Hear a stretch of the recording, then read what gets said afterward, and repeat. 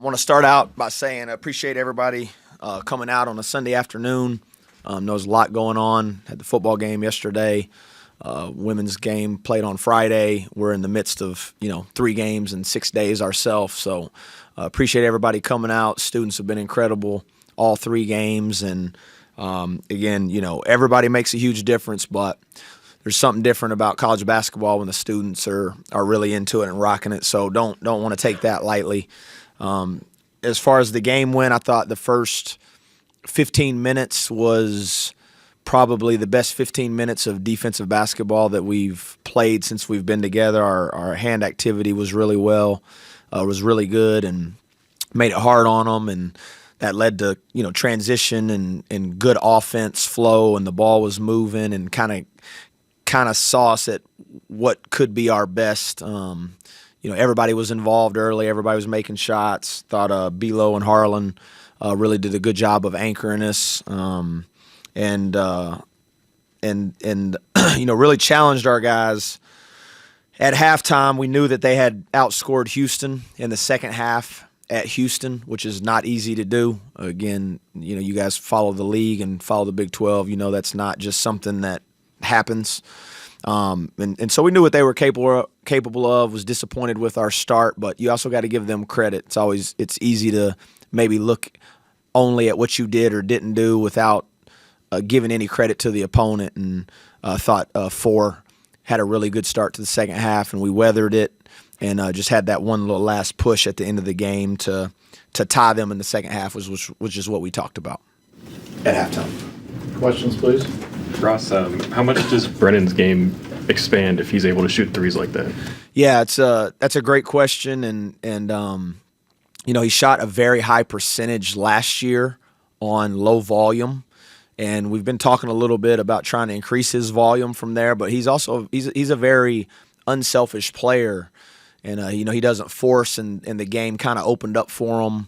In that regard today, and when he's making those, it just increases the space for everybody else, and especially on a night that Trey and Honor didn't shoot it great, to have him step up and go 3 for 4 really gives him what people say, like the three level scorer, at the rim and the mid range, and then when he's making that, and he's such a willing passer as well. Coach, you come up with an emphasis to push the ball in transition a little bit more. It seemed like during that stretch of the first half you talked about, you really got some good early opportunities. Yeah, you always want to play with pace. Some of it is again, we were able to turn them over and force them into some tough shots that led to long rebounds, and we were able to get out and run, and the game had some flow to it. And, you're just able to kind of get into those organic actions quicker, and the ball moves quicker.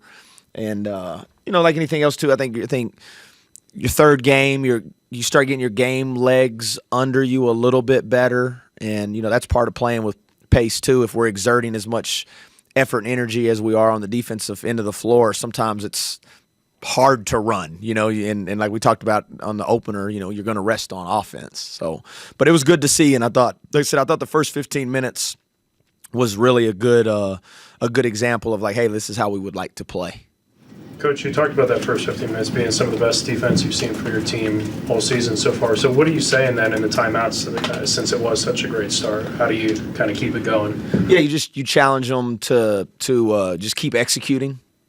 Keep executing, keep playing possession by possession, do your job during that moment regardless of time, whether you're up 20, down 20, they're on a run, you're on a run. Just try to keep executing each play, and it's hard because human nature does kick in a little bit, but that's the challenge, and that's what great teams do, and that's what we would like to be.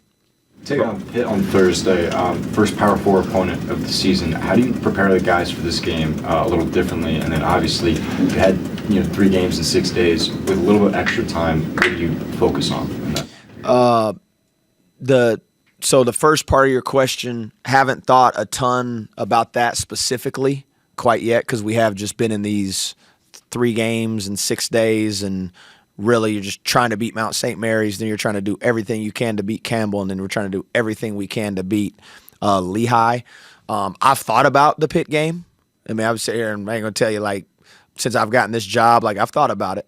But as far as preparation or messaging or any of that, won't really start getting into that stuff until Tuesday. Ross, what would we like to practice a couple times?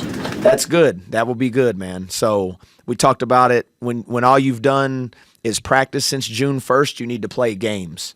And now that you've played 3 games in 6 days, what you actually need is a little rest and you need practice. So you can kind of fine-tune some things. You can clean up some things on both ends of the floor and just continue to try to get executing better. And it makes more sense now. And I love our guys. They're super coachable, but like anything else, I got 2 kids, right? So my daughter, Emery, she was the person that had to learn the hard way.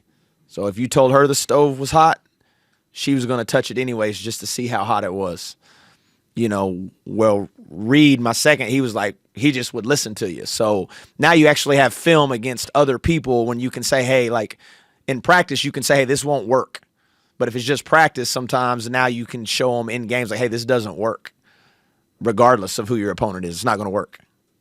Coach, kind of on Lawrence three-point shooting, you mentioned his percentage last year, 11 of 23, almost 50%. Doesn't take a lot of shots. What was his three-point role last year at North Texas? Was he just kind of developing it late, or you just didn't ask him to shoot threes? Or no, again, he's just he's an unselfish player, and so. The backstory a little bit, he didn't play a ton on the Final Four team at Florida Atlantic. The next year, he played more and actually made a very big 3 against us to kind of beat us when he was at Florida Atlantic. We were at North Texas. But you're still talking he was a, 7th, 8th, 9th, 10th option on that team. Then he gets to our team last year and he's still figuring out exactly how to be a scorer and where his spots are going to be, and he's unselfish. He makes the right play. So if he catches the ball and he's not open, he won't force. And so, but when it's working, then it's on us as a coaching staff to figure out a way to get him some more catch and shoot opportunities. And when he made a couple today, I was like, okay, this could work. In your history, player or coach, have you had a rivalry game like West Virginia Pitt is? And then with that in mind, do you try to deliver some sort of message with so many new players who are probably unfamiliar with it?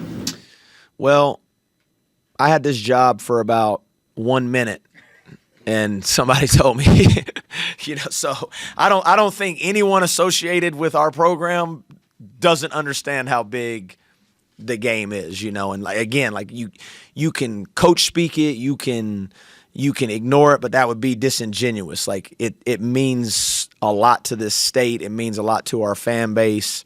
It means a lot to us. And, I have been in games that at the time were equally as impactful to me in my career. It may not just mean that much to anybody else, but when I was at Paris Junior College and you were playing, Tyler Junior College for the first time, or Navarro, or, when you're at, any of those, you're at Midland and you're playing Odessa, and they're 20 minutes from each other, at the time, that's massive. And it doesn't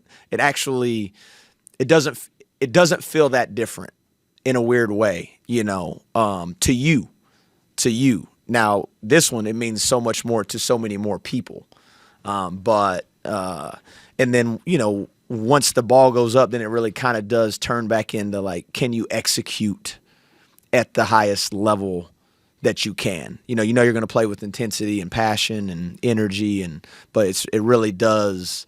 Can you play with emotion but not emotional? Can you execute what you're supposed to do? Can you not let the game itself break you down? With the 3 games already under your belt, what would you like to see your team improve on? Everything. Yeah, everything. I think it's generic, but really what you're just trying to do is, if you today, I would think we played I haven't watched the film, but I would think we played probably 20 minutes collectively of like, man, this is good basketball and good execution. 10 sloppy, 15 bad. And what you're really just trying to do is, can you take that 20, make it 25 and then you just want to keep extending it where you're playing really good stretches. Mentioned it the other night after the Campbell game. Some of it is individual players being more consistent, our habits being more consistent, and me as a coach figuring out better ways to coach us during games. I don't think there's just like one thing that you can pinpoint and be like, man, we have to improve at this, because we have to improve at everything. Ross, I guess any chance you get Fields back soon? Good question. Probably not for Thursday. And I'll be transparent. He did partake for like live scrimmaging for the first time on Friday. It was with our kind of some lower minute guys and got in some simulated game, and that's his next progression will be, full practices, and as that continues to unfold, then he'll get closer and closer. But he has participated in some live scrimmage situations.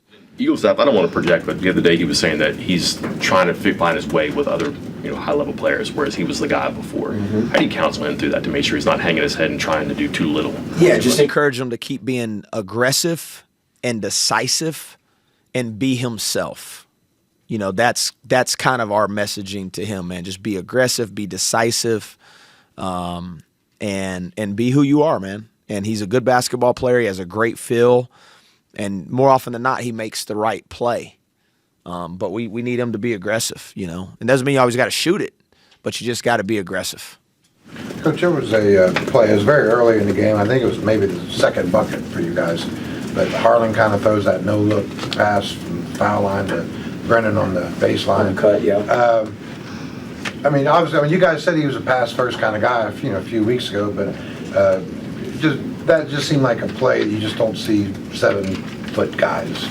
Yeah, no, it's that was great observation, and it's a scenario we drill a lot, and he just executed it. He got to the short in that coverage and popped his feet, and he has good vision, and he's got great touch, and he can pass the ball, and he was a tad late on another one. He kind of threw it just a tad late to Amir, and it put Amir a little bit under the basket, but him and Belo and DJ and even Jackson, when he gets back, they're all very unselfish and willing passers from that position. Anything else? Lehigh scored on their first possession on that back door, and I know that's something you don't want to give up. Is that kind of like a wake-up call to the guys? Who are like, oh, okay, now we're in the game. Like, no. I think that's, to me, that's a credit to their coach, and they hadn't ran that play yet. And they executed the timing of it perfect and kind of went away from it second and lifted our help out of the rim and just one step, and it's a timing play. And so I think it was just again, you kind of tip your hat to them and that staff. And I have to explain to my own mom sometimes, like, hey, they have a coach too, and they got good players, and they're actually trying to win the game too. Coach, thank you. All right, thank y'all.